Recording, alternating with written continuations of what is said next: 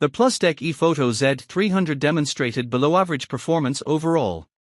When scanning black and white documents and receipts, I observed reasonably sharp text quality with minimal blurring when zoomed in.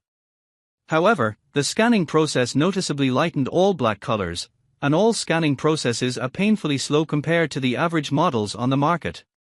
Design. The design of this scanner is simple but effective, as well as being attractive looking in a stylish basics kind of way. There's a handle Y type thing on the back that makes it easy to carry. At around 1.48 kilograms, 3.26 pounds, it's not the lightest thing to carry around, but it's perfectly portable and would fit nicely into most travel bags. Scan quality. The Plustek ePhoto Z300 proved to be a below-average performer in our scan quality tests. When scanning black and white documents and receipts, I found the text quality to be sharp enough, with just a little blurring when zoomed in, although all dark colors were significantly lightened in the scanning process.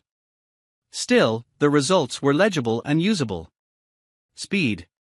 Speed matters if you value your time, and a faster scanner will handle tasks more quickly, allowing you to move on to more important things than feeding the documents through.